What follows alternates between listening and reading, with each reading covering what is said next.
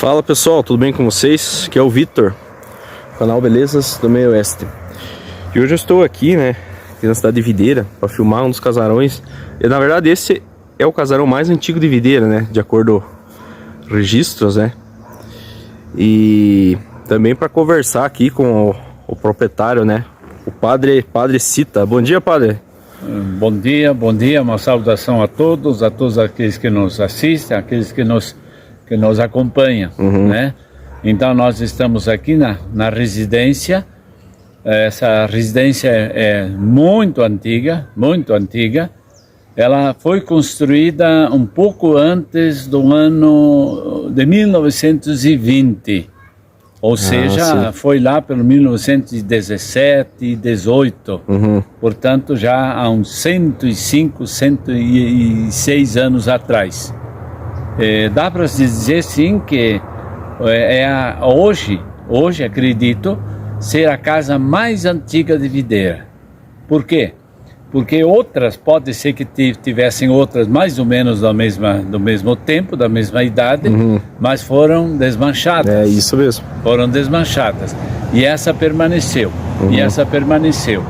E dá para se dizer que é uma das mais antigas, porque aqui nesta casa tinha o escritório, existia um escritório de uma companhia que vendia as terras aqui da região. Sim.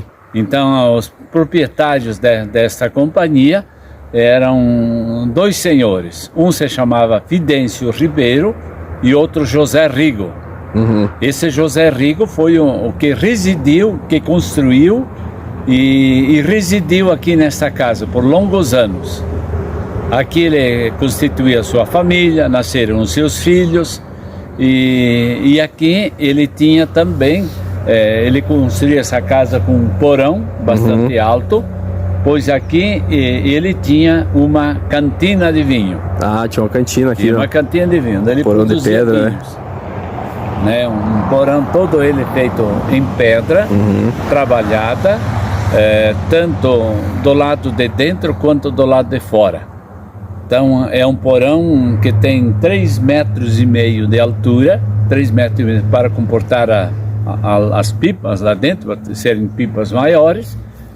E aqui, então ele, como eu disse, ele produzia o vinho, pois aqui na propriedade ele tinha no total uns 2, quase 3 alqueires de parreira. Então ele produzia o vinho e essa uva que ele produzia era toda ela transformada em vinho.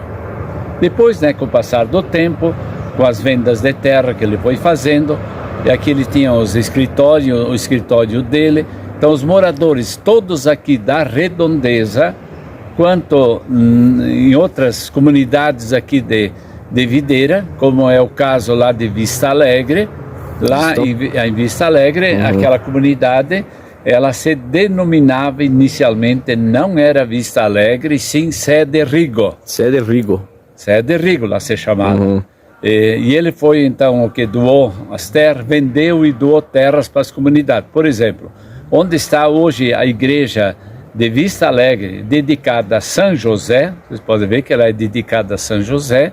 Por quê? Porque foi ele quem escolheu o nome desse santo, por ele se chamar José. Ele era José Rigo. Isto. Talvez os moradores de lá da Vista Alegre nem saibam disso. Mas a igreja é São José porque em homenagem ao seu próprio nome, que era José Rigo. Então este homem, ele viveu aqui por um longo período, até término das vendas de terra. Aí ele foi residir lá em Sede Rigo, hoje Vista Alegre. Isto. Lá ele residia lá, e lá ele fez a doação inclusive dos terrenos da escola, da igreja e do cemitério. E ele veio a falecer no ano de 1949, em 49 que ele faleceu. Então a minha família, o meu pai e minha mãe, vieram aqui para Videira, saíram do Rio Grande do Sul. Eu tinha também 5 anos de idade na época, e se estabeleceu aqui. Por quê? porque aqui essa propriedade ela ficou dos herdeiros. Ah, isto. Era dos herdeiros. Eram 8 herdeiros, 8 herdeiros. E aí, então, eles foram vendendo as partes, cada um vendeu a sua parte, e o meu falecido pai, então, comprou deles essa propriedade. E essa casa, ela apenas foi alterada alguma coisa. Deixa eu só pegar aqui um ângulo da casa, aqui, perfeito agora.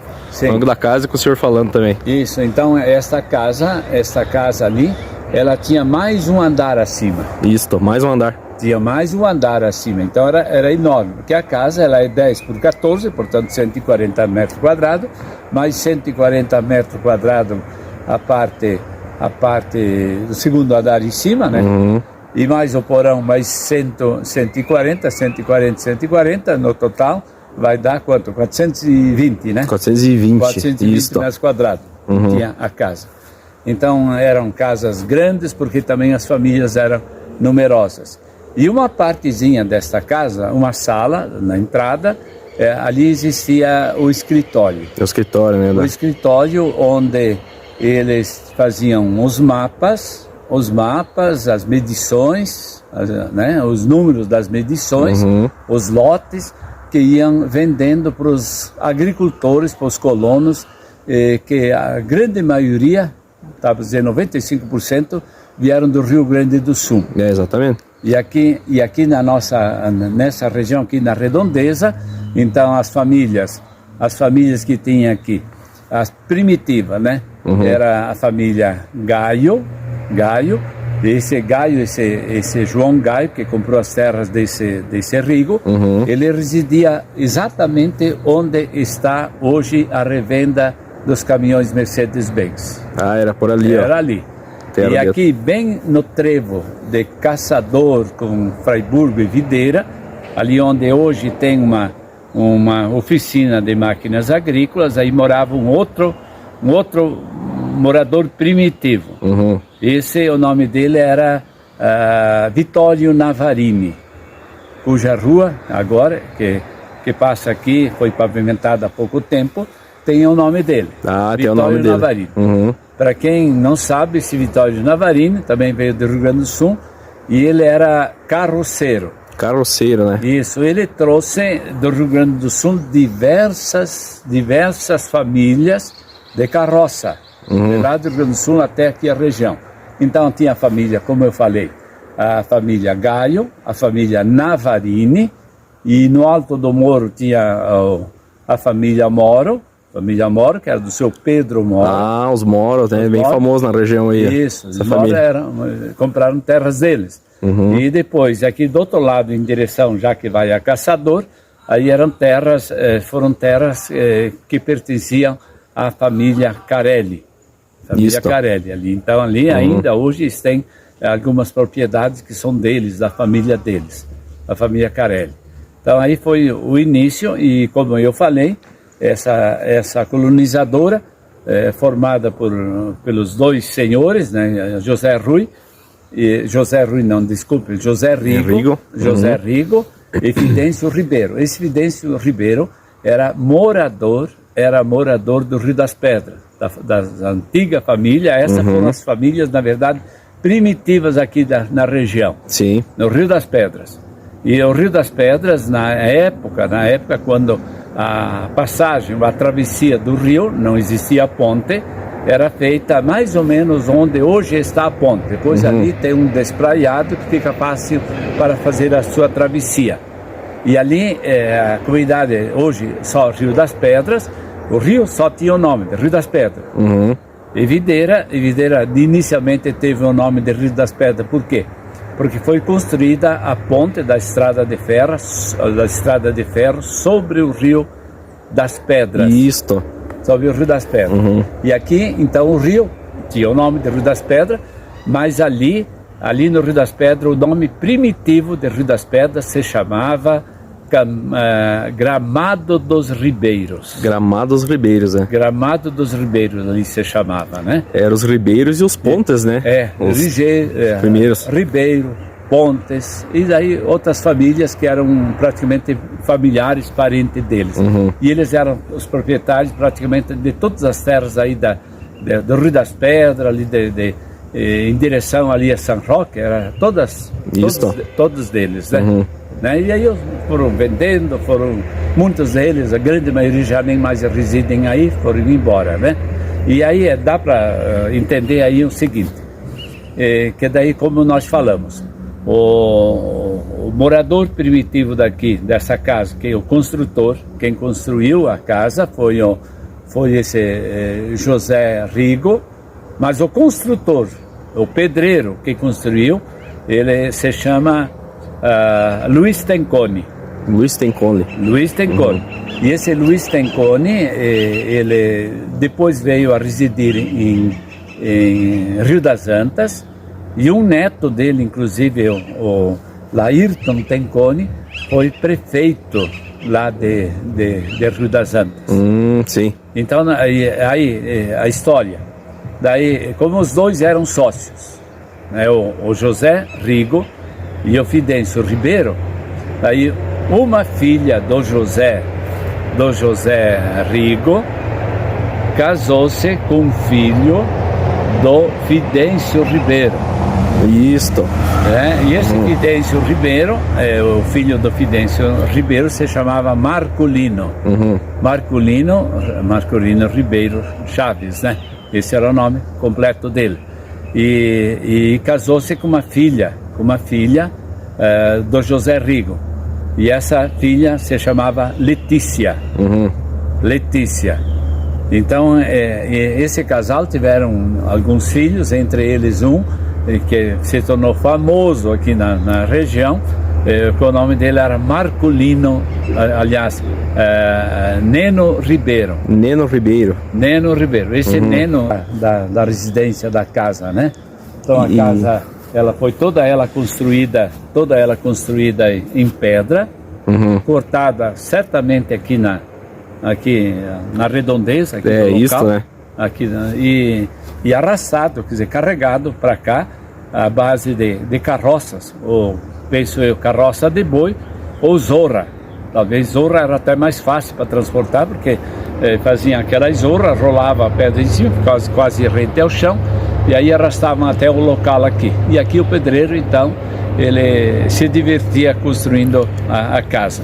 Isso é bem, né? E ele era um pedreiro, assim, acredito eu, muito experiente, porque ele não só trabalhou na construção de alguns muros aqui da região, como também na travessia, a estrada de ferro, quando fazia a travessia de rios, ele ajudou a fazer as cabeceiras das pontes em pedra.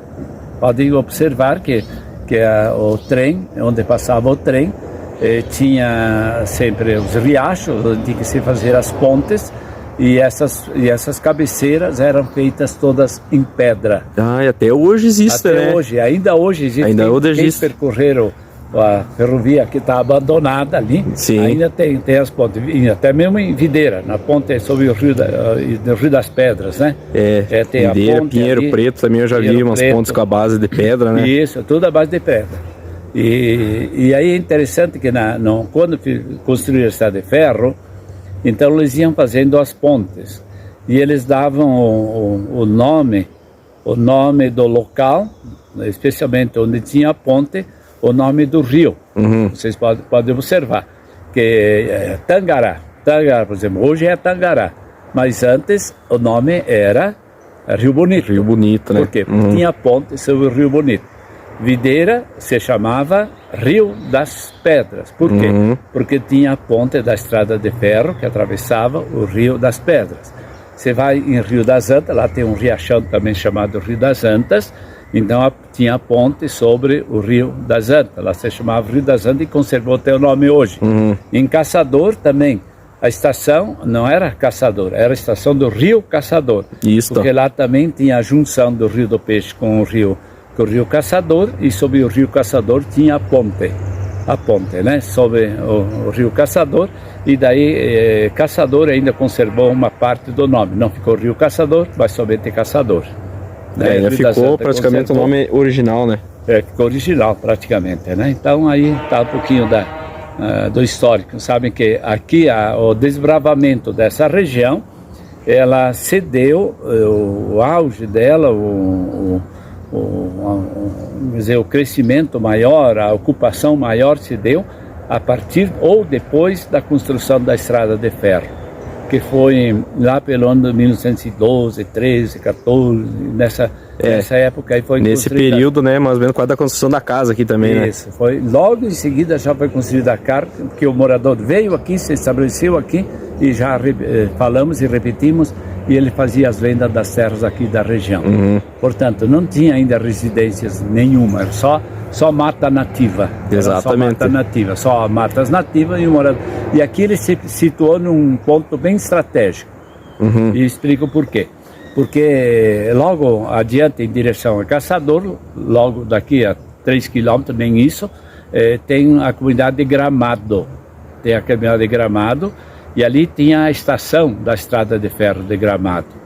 E aqui, para vir à Videira, pelo caminho, a não ser pela ferrovia, né? Então passava aqui bem em frente à casa. Bem em frente à casa passava a estrada. No caso essa aqui, deixa eu só mostrar para o pessoal. Não é essa. Não é essa, é a de cima. A de cima, né? Essa de baixo, essa de baixo conduzia Curitibanos. A Curitibanos, né? Nem existia a Freiburgo. Na época era Campo da Dúvida, né? Inicialmente foi Campo da Dúvida e depois de Campo da Dúvida passou a ser chamado Butiá Verde também, né? A localidade de Butiá Verde. E essa estrada, então, aqui agora foi pavimentada há pouco tempo, 4, 5 meses atrás.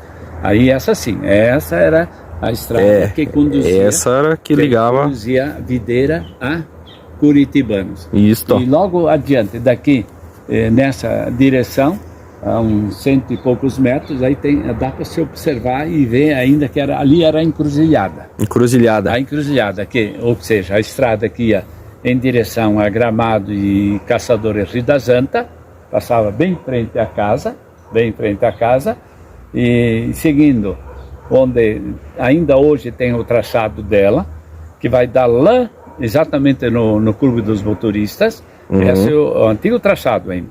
E essa outra, aqui como nós falamos, era a estrada que ia para Curitibanos. Então, você vê, ele estava situado aqui, ele situou a casa dela e a venda de terras bem num lugar bem central. Ponto estratégico, né? Que chama. Ponto estratégico para isso. Então, aí ele fez toda essa vida, iniciou a sua vida aqui, e esse José Rigo, só que ele faleceu. Ele faleceu não com muita idade.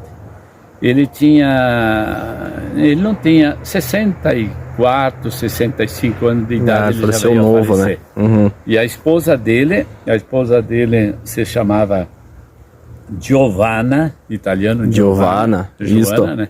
Giovanna Giacomini.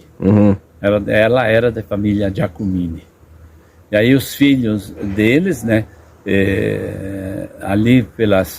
Um deles ficou residindo na Vista Alegre, que era um tal de Germano Rigo. Germano Rigo. E aí um outro que residiu também aqui na região e veio a falecer aqui na região, o nome dele era Menamino Rigo. Esse tinha terras até em 10 de novembro. Esses evidentemente, são todos falecidos já hoje. Os outros, quer dizer, uma filha deles, como nós mencionamos, que residia ali no Rio das Pedras. E 2 filhas desse José Rigo casaram com a família Formigueri. Esses Formigueri tinham os cartórios. Os Formigueiros também, um dos pioneiros de Videira, né? E eles tinham os cartórios, eram pioneiros aqui de Videira, eles tinham os cartórios, então dá para ver a ligação. 2 filhas dele casaram com os donos do cartório, né? Proprietários lá do cartório. Outra filha casou com o sócio dele, né? Então estava tudo meio em família. Isso. Estava tudo meio em família, o cartório, revenda de terras, medição, estava tudo no mesmo grupo ali. Isto. No mesmo grupo de famílias. Então foi claro que não se pode dizer assim detalhadamente como foram as coisas, como é que não foram, mas basicamente foi isso.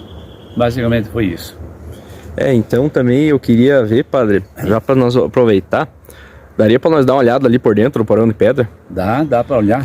Que daí já mostra um pouco ali também. Você vê como é que é também, como é que os antigos eram engenhosos, né? Saber isso aqui provavelmente foi tudo lapidado à mão, né? Essas pedras. Tudo lapidado à mão. Aqui pode ver aqui, tudo meio bagunçado, mas aqui pode ver que essa porta de cantina de vinho, olha aqui, ó. Era uma porta pesada, essa porta ela é dupla. E não dá para abrir agora porque ela está fixa agora, foi fixada. Isso. Nós queremos torná-la assim, uma porta que dê para abrir. Então, tudo feito em arco há mais de 100 anos atrás. Isso, né? Isso aqui não tem ferro, não tem cimento. E você pode observar, tem mais de 100 anos, e não tem um racho, não tem um trinco sequer. Sim, e tudo na encaixada, né? Tudo encaixado. Saber que os antigos faziam essas construções para durar, né, pro resto da vida, né? E foi isso que aconteceu aqui, né? Há mais de 100 anos, né? Tá o porão de pedras aí, firme e forte, né? Dá para construir um prédio em cima de 5 andares sem problema. Tanto sem problema nenhum, não mexe. Que nem o senhor citou, né? Que não tem um racho. Não tem, pode observar, não tem um racho. Não tem um racho sequer, olha. Aqui é uma janela, são 3 janelas. 3 janelas. E essas janelas, esse madeiramento que está na janela, esse quadriculado que tem na janela, é original. Isso é do tempo. Isso aqui é original. Nossa, olha que deu uma viagem ao tempo, né? Se parar para ver.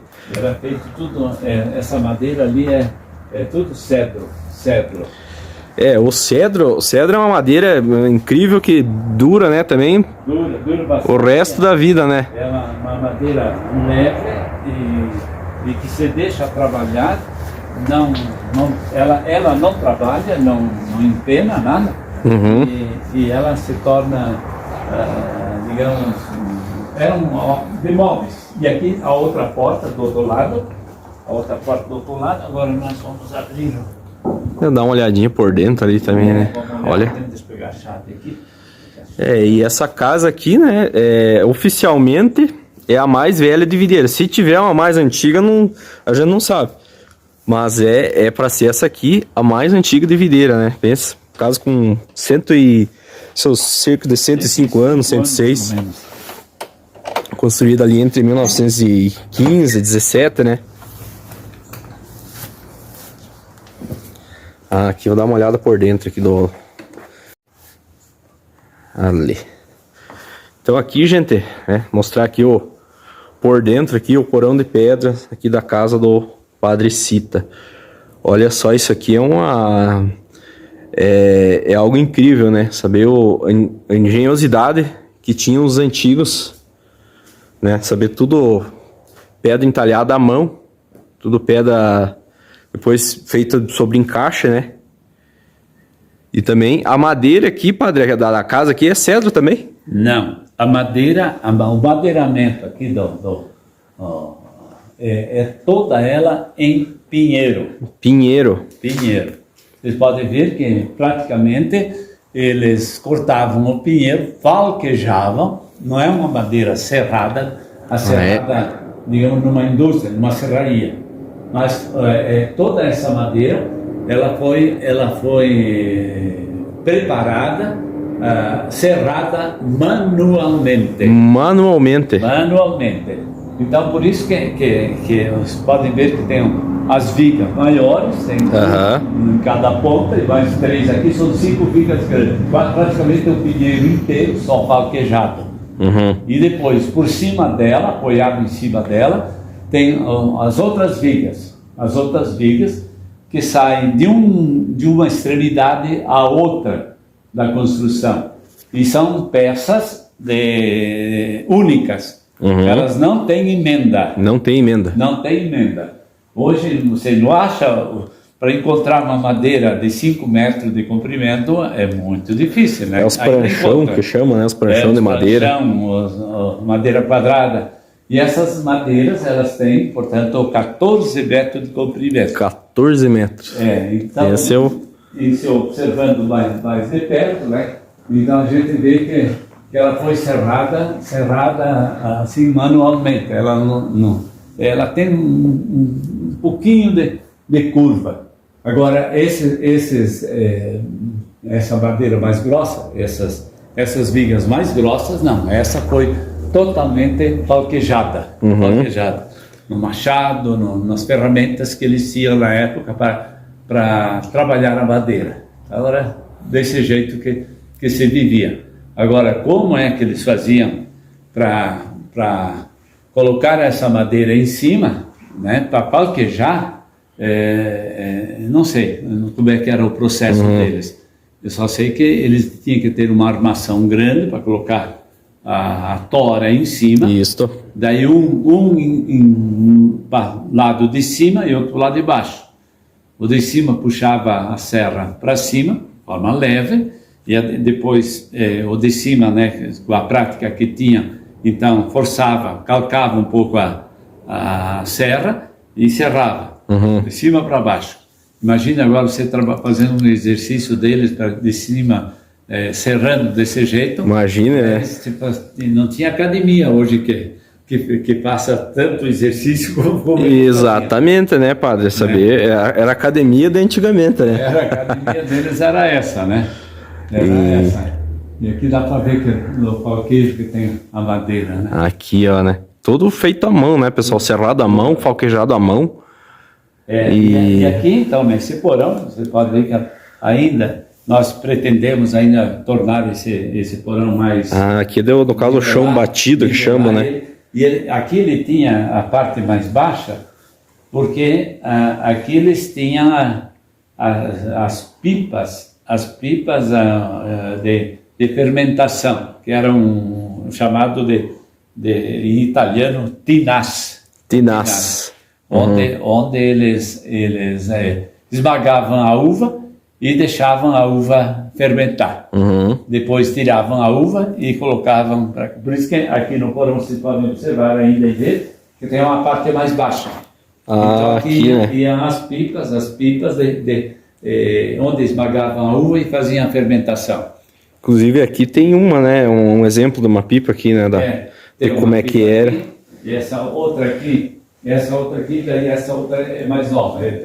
É uma pipa onde se faz a fermentação da uva. Pode ver que ela é aberta em cima, totalmente aberta. Aberta? Aberta, não é fechada em cima. Por quê? Porque se jogava a uva esmagada em cima até fermentá-la. E depois de fermentado, aí se tirava o vinho. Vocês sabem que a uva ela se purifica, o vinho se purifica. Isso. Tudo que é sujeira sobe.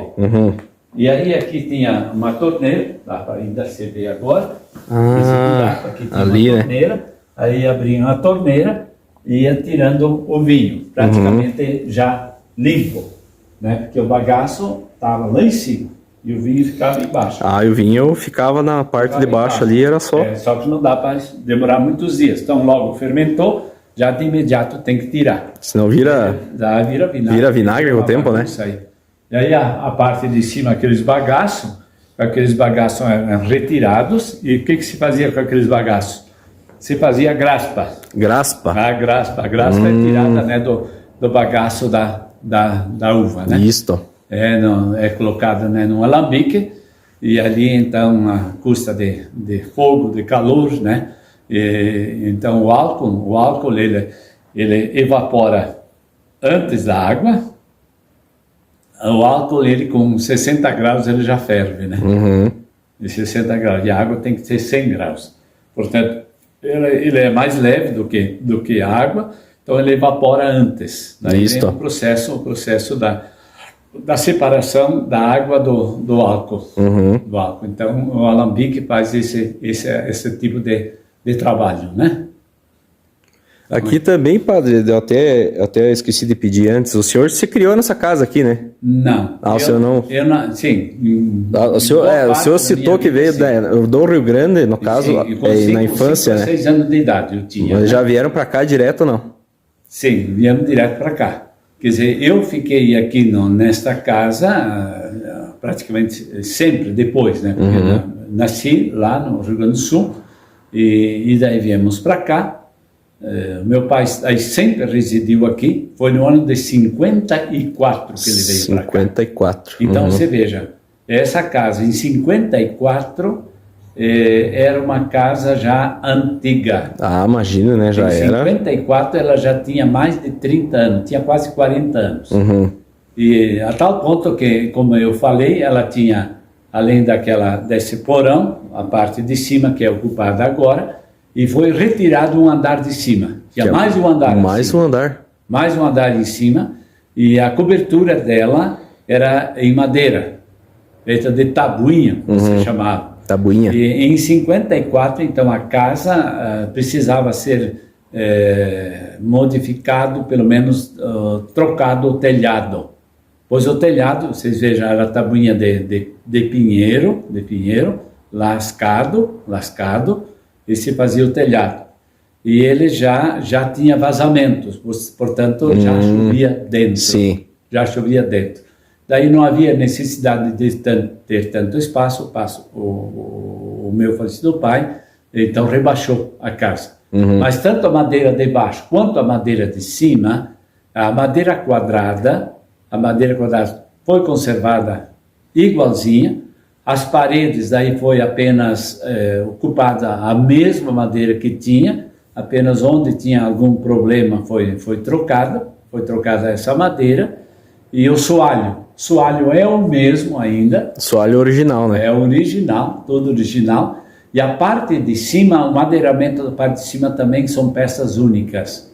Não tem emenda. Hoje em dia você faz emenda, não? Hoje se a gente desejasse construir mais um andar em cima dela atualmente, ela tem daria, né? O barotamento de cima, onde está o forro, é igual ao de baixo, praticamente.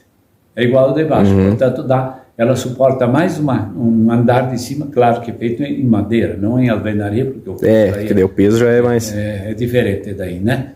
Então, aqui está o casarão velho, né? E vocês moravam em quantas pessoas aqui? Quantos irmãos que você tem, padre? Nesta casa, então, meu pai, que era a família, o sobrenome dele é Cita. Isto. Ele veio do Rio Grande do Sul e foi o único dos irmãos dele que veio para Santa Catarina. Os outros ficaram todos de lá. E aí a minha mãe, a família Escopel. Escopel, que tem diversas famílias, que é aqui em Videira. Quando o pai aqui veio residir, a minha mãe tinha um irmão e 2 irmãs que moravam aqui em Videira. Um irmão e 2 irmãs, exatamente isso, né? Enquanto nós morávamos aqui, nós somos em 8. Os 4 mais velhos, que eu sou o segundo mais velho, tem uma irmã minha mais velha, sou o segundo, depois mais 2. Os 4 mais velhos nascemos no Rio Grande do Sul. E as 4 irmãs minhas mais novas nasceram aqui nesta casa. E somos, no total, então, 8. 8 irmãos. Mas são 7 mulheres. 7 mulheres? Essa é a casa daquele seriado, a Casa das 7 Mulheres. Aqui dá bem certinho, né? A Casa das 7 Mulheres. Certinho. E por falar em 7 mulheres, a história é o seguinte. Do lado da minha mãe, a minha mãe era em 8 e mulheres, né? Só mulheres, depois mais 7 homens, estava em 15. 15? Da família Escopel. 8. Então, vejam, tirando a minha mãe, quantas tias que sobravam? 7. Eu tenho quantas irmãs? 7. Quantas sobrinhas eu tenho? 7. Então, esta é a Casa das 7 Mulheres. Essa é a Casa das 7 Mulheres. Mas então, aqui é o seguinte, né, pessoal? Aqui já... sobre a parte do porão aqui, aí depois eu vou fazer assim, eu vou fazer um outro vídeo, dividir aqui, a gente vai filmar um museu, né? Sim. Então daí vamos continuar aqui, né, conversando com o padre, né, pessoal? Certo. Então daqui vamos para o museu.